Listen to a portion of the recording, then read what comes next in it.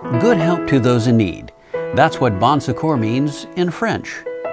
Since 1824 in Paris, the Sisters of Bon Secours have provided good help to those in need by caring for those who are poor and sick in their homes. In 1881, three sisters established a convent in Baltimore, Maryland, where they continued their tradition of healthcare in the home. But as healthcare needs changed, the sisters responded by opening the first Bon Secours hospital in the United States in 1919 in West Baltimore. Today, the sisters carry on their mission in many ways, not only in Baltimore, but around the world, providing acute and long-term health care, home care and hospice, and community services.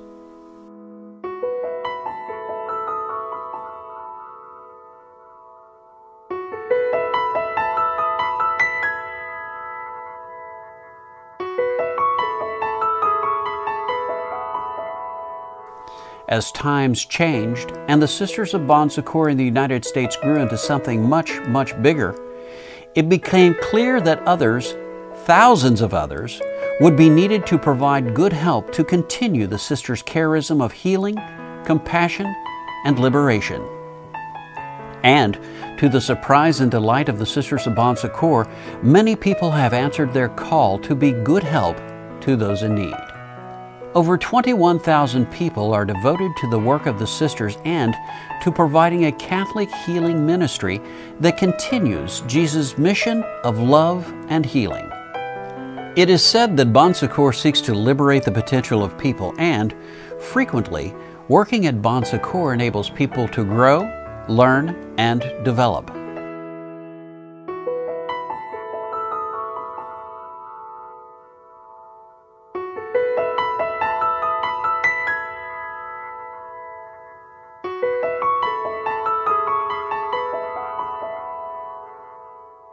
But in many ways, the people who work at Bon Secours help to liberate the potential of Bon Secours. With Bon Secours employees caring, innovative ideas, energy, and persistence, Bon Secours has evolved into a ministry committed to cutting-edge quality, to loving compassion, and to improving the health of the community. Every year, each local system is challenged to select an individual who best represents the ideals of the Sisters of Bon Secours.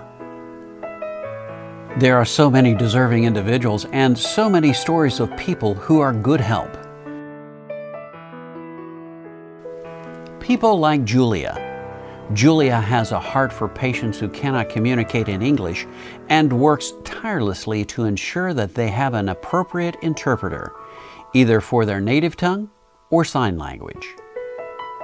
People like Tariko. Tariko inspires others to higher standards as they observe her innovative ways of caring, her careful use of supplies and medications, and her integrity and justice when advocating for residents. People like Kathy. Kathy is always the first to help any coworker in need, whether showing compassion or giving them a ride. She is the go-to person when a fellow employee has a special need. People like Mallory. Mallory continually recognizes staff with flowers, fruit, and fresh pastries each week, cakes for birthdays, and by sponsoring a chocolate festival for the department on Valentine's Day. People like Joyce. Joyce spearheaded a project to help local homeless people.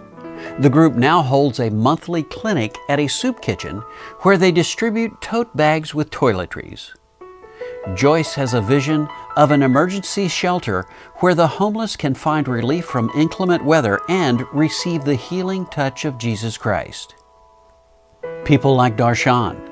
Darshan is an active member of her Sikh community in Queens, New York. She often volunteers to help cook and prepare meals for those in need, as well as participate in fundraising for the temple. People like Pam. Pam has helped deliver food and medical supplies to the needy in the Dominican Republic and has participated in a church mission with the World Health Organization to bring sanitized water to the people of the Dominican Republic. People like Thomas. Thomas is involved in numerous activities to spread the gospel and to help those in need, including orphans he sponsors in India. People like Kathy. Kathy's mission trips abroad include Indonesia to aid in earthquake relief, as well as war-torn Liberia, Peru, Tanzania, and more recently, Uganda.